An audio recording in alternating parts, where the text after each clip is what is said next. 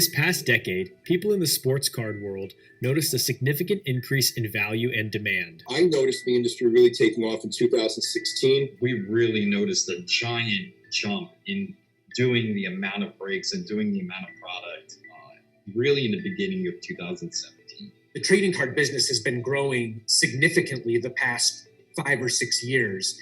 What we've seen in the last 6 months during the pandemic has been an acceleration of that growth. People are stuck at home and looking for things to do, so they're getting back into maybe hobbies or interest of theirs and collections. There's no sports on TV at the time, and they're not spending time or money on going out to dinner or going on vacations at that time. So it looks like more people were putting their money into collectibles and into their hobbies. I mean, heading into before COVID, if you will, in January and February of this year, we were hitting record numbers for our business already. When COVID started and people had to stay home, we took off even more from there. In a pandemic, you'd think that business would be slow, and right now it's the best it's ever been. Obviously, we would rather have a healthy country, but we're here to take advantage of it as much as we possibly can. But overall, I would say the market, whether it's a card, an autograph, game used jersey, bat, things have gone up a lot. Then, ESPN moved the release date of the hotly anticipated Michael Jordan documentary series, The Last Dance, from June to April. The Last Dance was a very well-timed documentary, released when we were all starved for sports. There was nothing, 20 plus years removed from Jordan's kind of his last three-peat in 97. Putting a lot of his highlights out there and kind of reinvigorating the debate to see the greatest of all time, Mr. LeBron James. But I think The Last Dance brought a lot of nostalgia back and really showed a new generation how significant Jordan was to the game of basketball. The Last Dance became the highest rated documentary in ESPN history. It brought back nostalgia, it brought back memories of the greatness of Michael Jordan, and his cards and memorabilia started going up. And in our industry, it is definitely a case where rising tides lift all boats. If a Michael Jordan rookie goes from 40,000 to 100,000, then Charles Barkley rookies are going to go up. Kobe Bryant rookies are going to go up. LeBron James rookies are going to go up. Steph Curry rookies are going to go up, and so on and so forth. Sales of Michael Jordan cards on eBay increased over 370% after the film's release, and eBay has seen an average of 3 basketball cards sold every minute on the platform. Out of all the stuff that's seen significant increases in 2020 and that we handle, Michael Jordan's percentage-wise has seen them. In the months after the release of The Last Dance, several basketball cards sold for 6 figures or more at auction. 2 of them, a LeBron James rookie card and a Giannis Antetokounmpo rookie card, for $1.8 million each. The buyer, Lear Avadar and Alt Fund 1. For the fund, try to get really good lighting. This is the multi-million-dollar LeBron card that we purchased. This is the best LeBron card. And then, and this is obviously our favorite card, this is the Giannis card. These are the 2 most expensive basketball cards in the world that have publicly traded. How much are we holding in your hands right now? I would say well over $5 million, at least in today's market value. I mean, people have been speculating that this one is already in itself worth over $5 million.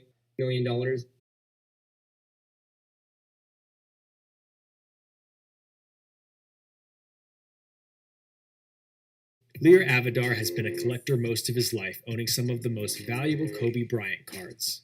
I am a Kobe collector through and through. So my collection is 99% Kobe Bryant. I think I have the most high-end Kobe Bryant collection in the world. For years, he's believed sports cards are part of the modern age of alternative assets, or culture assets. A culture asset, there's 3 things that go into it. So the first is there's nostalgia associated with it, right? I grew up collecting Kobe Bryant. I feel attached to him. I really want something that I can be part of his brand. The second one, these things are really made very well. It's a great picture. It's a great pose. It is a piece of art. And then the last part is it is an appreciating asset given the scarcity of these assets. And so together you get this magical thing called as I said, a culture asset. With greater awareness of inventory, limited edition cards, and a formal grading system, this new era of card collecting proved select cards could be a serious way to diversify one's investments.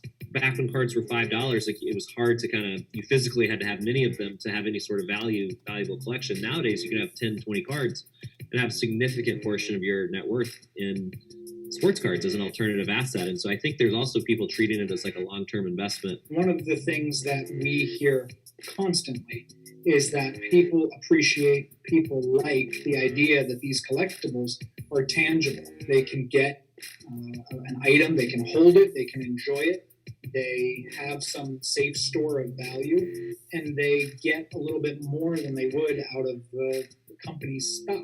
Babe Ruth isn't going to do anything tomorrow that's going to hurt the value of his collectibles.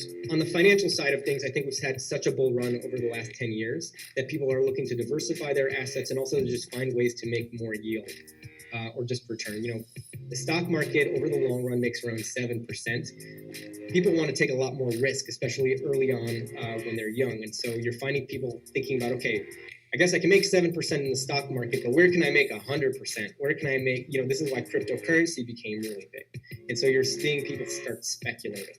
So you're seeing a lot of people move into alternative assets because, again, they want to make those higher returns. For Lior, he saw this trend and realized there was no way for people to manage and track the value of their alternative investments. So he founded Alt. I've been investing in alternative assets now heavily since 2016, and I've basically run into all these problems at scale. And so Alt is really a solution to all those problems. So the first problem that people run into is, what is my asset worth? And so you can put in a card and they'll tell you exactly how much it's worth. So you can see everything all in one place. It feels very much like Fidelity. The second problem is around insurance. These are hard assets, right? So we've created a dynamic insurance product where you can upload your collection. Mostly you're just managing it, but you click insure and you're always insured up to the Alt value, which is kind of like our proprietary Zestimate or Kelley Blue Book. And then the last piece is around liquidity. And so for the first time, you can actually take a loan against your entire collection. Not only did Lior create the platform, but he also created Alt Fund 1, a $20 million investment fund for sports cards. The fund has already purchased over 100 cards and is up 35% since September.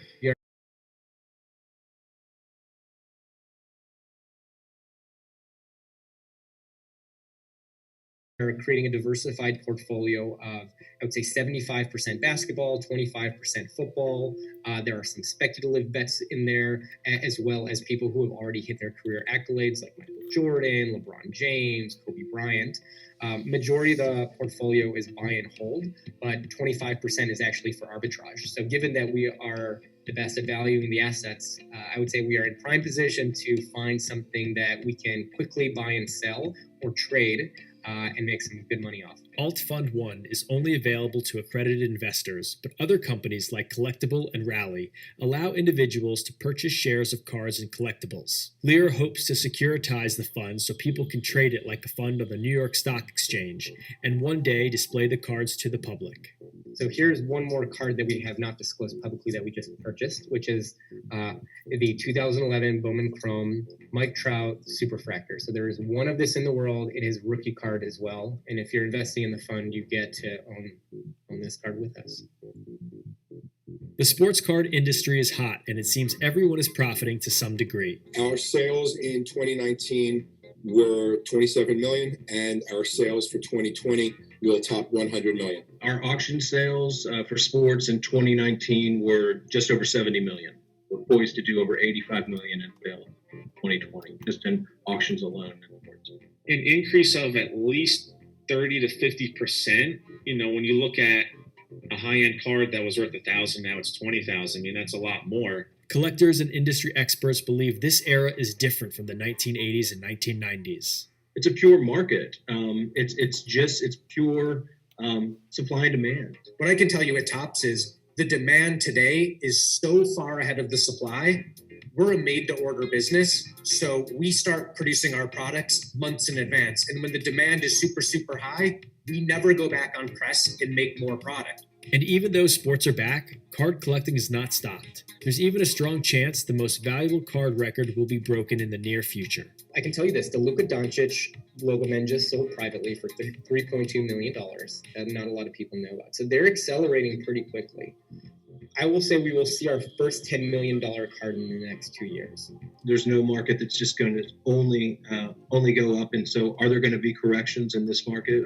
I suspect there will, like any other, but I don't think that the corrections are going to be as significant as they will be in more traditional markets. Whether you are an investor, collector, or breaker, it's a good time to be in the business of small pieces of cardboard.